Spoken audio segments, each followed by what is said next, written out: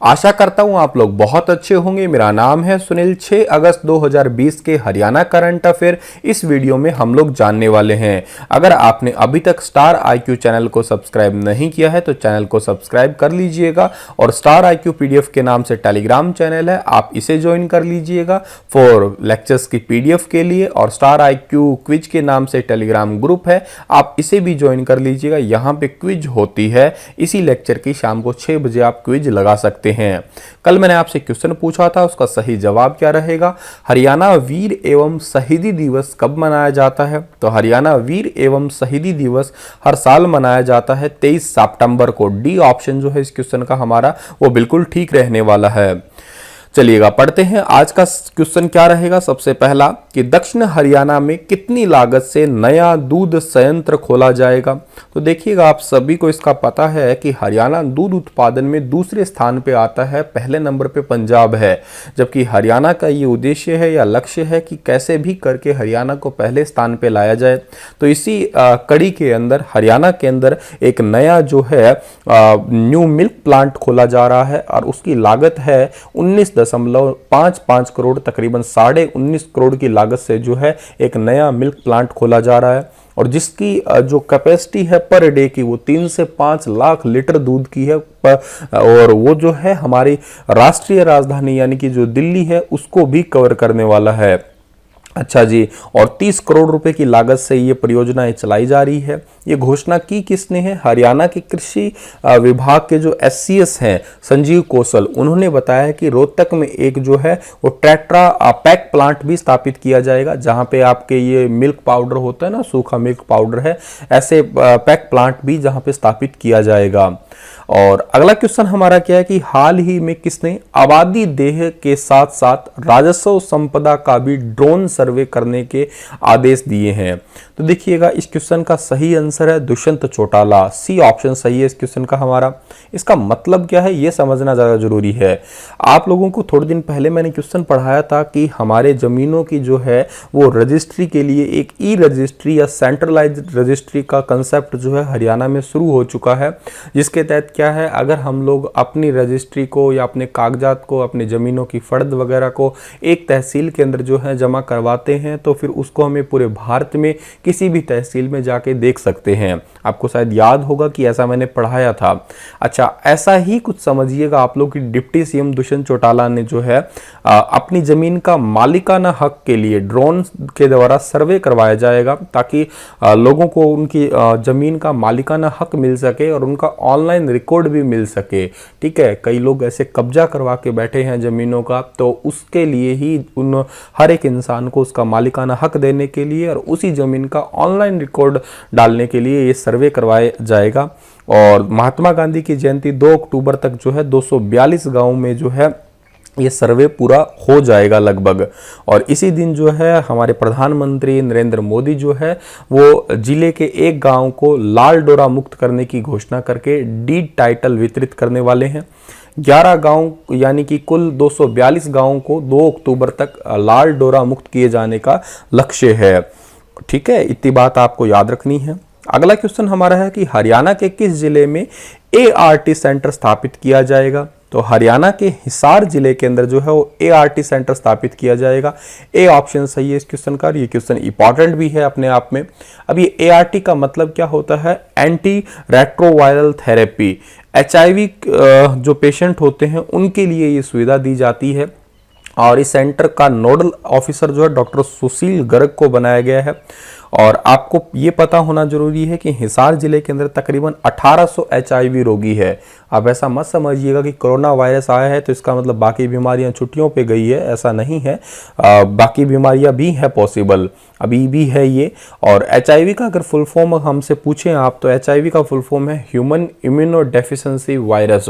और HIV actual में virus है, ये एड्स के अंदर होता है। एड्स यानी कि आपका एक्वायर्ड इम्यूनो डेफिशिएंसी सिंड्रोम। और जो एड्स डे है वो कब मनाया जाता है? एड्स डे 1 दिसंबर को मनाया जाता है। एड्स एक ऐसी डिजीज है जो कि बेसिकली एसटीडी डिजीज के नाम से जानी जाती है, सेक्सुअली ट्रांसमिटेड डिजीज के नाम से जानते हैं इसे। ठीक है, के अलावा ये ब्लड डोनेशन के द्वारा भी फैल सकती है, नीडल से भी फैल सकती है। और अगला जो हमारा क्वेश्चन है उससे पहले हमें हिसार के बारे में जानना है। हिसार की स्थापना 1 नवंबर 1966 को हुई है। क्षेत्रफल 3983 वर्ग किलोमीटर है। उपनामों में हरियाणा की स्टील सिटी है, मैग्नेट सिटी है, मुगल साम्राज्य का स्वर्णिम कुल कहते हैं इसे हम लोग। और यहाँ के खास व्यक्तियों की बात की जाए तो ओम प्रकाश जिंदल है, मल्लिका शेरावत है, सुभाष चंद्रा है, अनीता कुंडू है, साइना नेहवाल है, बैडमिंटन की खिलाड़ी बहुत फेमस है। अनीता कुंडू पर्वतारोही है। सुभाष चंद्रा जी समूह के चेयरमैन है। और ओम प्रकाश जिंदल तो आप सभी को जानते होंगे, स्टील किंग ऑफ हरियाणा के नाम से इसे पुकारते हैं। हरियाणा में किसे मरीजों को इलाज देने के देश भर में प्रथम स्थान मिला है? तो हरियाणा में जो है मरीजों को इलाज देने के लिए पंडित भगवत दयाल शर्मा यूनिवर्सिटी को पूरे भारत भर में पहला स्थान मिला है। ये क्वेश्चन भी इंपॉर्टेंट है, याद रखिएगा। डी ऑप्शन सही है। ओपीडी के मामले में सबसे ज्यादा 6200 मरीजों का इलाज करवाने पर जो है पहला इसको स्थान मिला है। और बेस्ट जेंडर यूनिवर्सिटी में से दूसरा स्थान मिला है।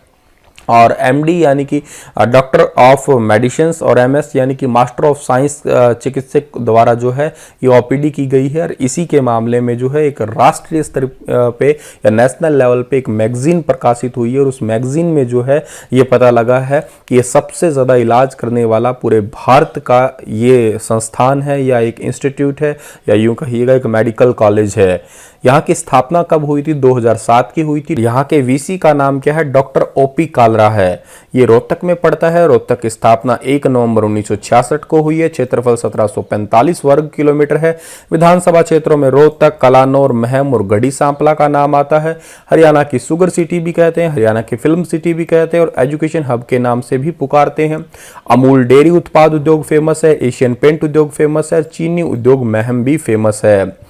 अगला क्वेश्चन हमारा है कि हाल ही में सरकार द्वारा धान की फसल का रजिस्ट्रेशन करवाने के लिए खोले गए पोर्टल के लिए कितनी फीस निर्धारित की गई है? तो सरकार ने रिसेंटली धान की फसल के लिए रजिस्ट्रेशन करवाने के लिए एक पोर्टल ओपन किया था और उस पोर्टल के लिए जो फीस निर्धारित की है वो 30 रुपये निर्धारित की है। बी ऑप्शन सही है इस क्वेश्चन का हमारा। सभी गांवों के अटल सेवा केंद्र और सीएससी यानी कि कॉमन सर्विस सेंटर पर कोई भी किसान अपनी धान की फसल का रजिस्ट्रेशन करवा सकता है और उसके लिए उसे 30 रुपये का जो है वो देना पड़ेगा, शुल्क देना होगा।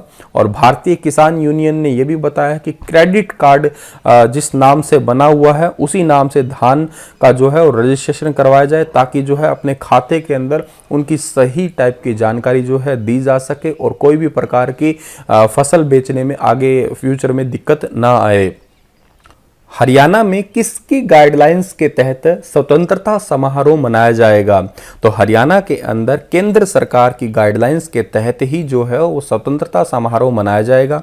इस क्वेश्चन में सबसे इंपॉर्टेंट क्या है? इस क्वेश्चन में सबसे इंपॉर्टेंट ये है कि जो हमारे मुख्यमंत्री हैं सीएम मनोहर लाल वो कहाँ पे राष्ट्र ध्वज फहराएंगे? और वो फहराएंगे पंचकुला में। और जो हमारे उप मुख्यमंत्री है दुष्यंत चौटाला वो गुरुग्राम में, विधानसभा अध्यक्ष ज्ञानचंद गुप्ता अंबाला में, उपाध्यक्ष जो है रणबीर गंगवा वो भिवानी के अंदर, शिक्षा मंत्री कंवरपाल फरीदाबाद में, परिवहन मंत्री मूलचंद शर्मा पलवल में, बिजली मंत्री रणजीत सिंह हिसार में और कृषि एवं किसान कल्याण मंत्री जयप्रकाश दलाल नारनौल में और सहकारिता मंत्री डॉक्टर बनवारी लाल कुरुक्षेत्र में राष्ट्रीय ध्वज फहराएंगे। और जो हमारे हरियाणा के राज्यपाल हैं राज्यपाल सत्यदेव नारायण आर्य और राजभवन चंडीगढ़ में जो है ध्वजारोहण करने वाले हैं।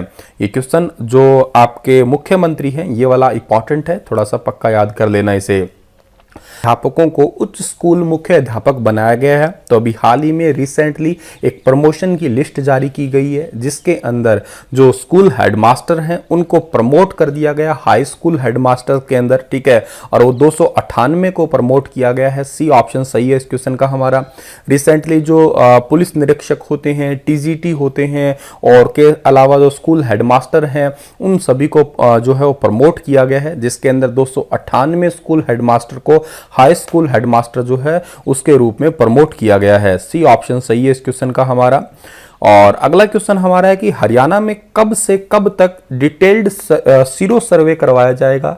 ये सीरो सर्वे बहुत इंपॉर्टेंट होता है। इसमें रैपिड टाइप की टेस्ट होता है जिसमें ब्लड लेके जो है वो कोरोना का पता लगाया जा सकता है और केवल ब्लड से पता लगता है। जैसे प्रेगनेंसी किट होती है छोटी सी, वैसे ही सीरो सर्वे की किट होती है। और इसके अंदर जो है हरियाणा के अंदर डिटेल सीरो सर्वे करवाया जा रहा है 7 से 16 अगस्त तक। ए ऑप्शन सही है इस क्वेश्चन का हमारा।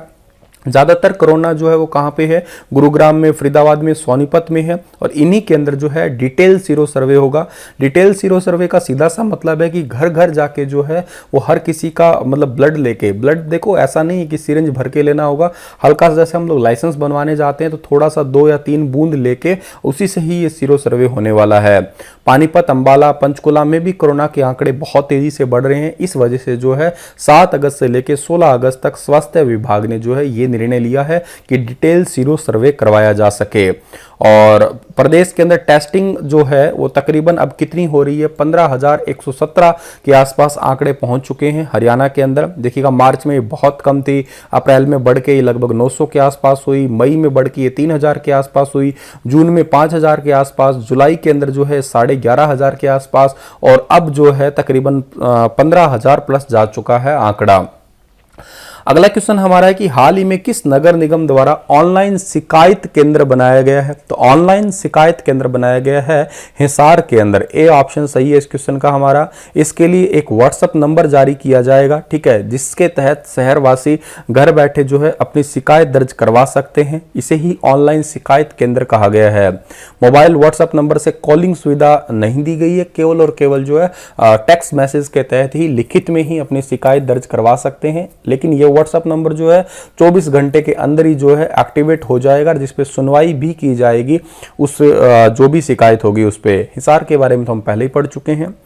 हरियाणा के किस गांव में उत्तर भारत का पहला एनिमल हॉस्टल बनाया जाएगा। ये क्वेश्चन भी बहुत इंपॉर्टेंट है। उत्तर भारत का पहला एनिमल हॉस्टल जो है वो बनाया जाएगा उगाडा के अंदर। बी ऑप्शन सही है, अंबाला के उगाडा के अंदर है ये, जहां पे ग्रामीण अपने पालतू पशु को रख सकेंगे। ये बहुत अच्छी बात है। और गांव में घर घर तक जो है सस्ती गैस भी पहुंचाई जाएगी। हॉस्टल में अगर पशु रहेंगे तो उनका गोबर से जो है बायोगैस प्लांट बनेगा, और उसी बायोगैस प्लांट से जो है वो गांव के हर घर तक जो है वो सस्ती गैस पहुंचाई जाएगी। 20 एकड़ के अंदर जो है ये गोचरांत भूमि पे बनाया गया है सारा का सारा हॉस्टल। इसकी तकरीबन लागत जो है टोटल कितनी आएगी, 1.42 करोड़ आएगी। और 14 किलो गैस तकरीबन 700 से 800 रुपए की मिलती है अभी वर्तमान में। और बायोगैस प्लांट अगर बन जाएगा तो 14 किलो गैस जो है तकरीबन 350 रुपए की ही मिलेगी। और हॉस्टल में पशु रखने के लिए पशु मालिक को पशु के हिसाब से बिल पर जो है 4% की छूट भी मिलेगी। तो आजकल पशुओं के भी हॉस्टल बन चुके हैं। ये भी एक बहुत बड़ी इंपॉर्टेंट बात है, जहाँ पे CCTV कैमरे होंगे, पशुओं का बीमा होगा, डॉक्टर की सुविधाएं होंगी, AC वगैरह का भी सिस्टम होगा। मतलब पशुओं को आराम से रखा जाएगा और टेंशन भी खत्म, और उनका एक हॉस्टल सुविधा सब कुछ अच्छा तरीका हो जाने वाला है। अंबाला का जिक्र हुआ तो अंबाला की स्थापना 1 नवंबर 1966 को, क्षेत्रफल 1574 वर्ग किलोमीटर, विधानसभा क्षेत्रों में अंबाला, अंबाला कैंट, मुलाना और नारायणगढ़ का नाम आता है। सुचेता कृपलानी भारत में किसी भी राज्य की प्रथम महिला मुख्यमंत्री, 1963 में यूपी की मुख्यमंत्री बनी थी। सुषमा स्वराज अंबाला की, ओमपुरी, जूही चावला, परिणीति चोपड़ा और आशुतोष राणा ये सभी अंबाला से संबंध रखते हैं। पढ़ते हैं आज का क्वेश्चन, उसमें आपको बताना है इसका आंसर कि हरियाणा कला रत्न पुरस्कार कितने वर्ष तक के लिए कलाकारों के लिए है। तो इस क्वेश्चन का सही आंसर क्या है, 35 वर्ष से कम, 55 वर्ष से कम, 45 वर्ष से कम या 55 वर्ष से कम। ये पुरस्कार का मतलब क्या है वो भी आप बताइएगा डिटेल से। कल फिर हाजिर होऊंगा लेटेस्ट अपडेट के साथ में। तब तक के लिए आप हंसते रहना, मुस्कुराते रहना। माफ़ करिएगा आज मैं लेट हुआ, उसका कारण कुछ पर्सनल प्रॉब्लम की वजह से, कुछ स्वास्थ्य ठीक नहीं था। कल सही टाइम पे आपको वीडियो मिल जाएगा। धन्यवाद।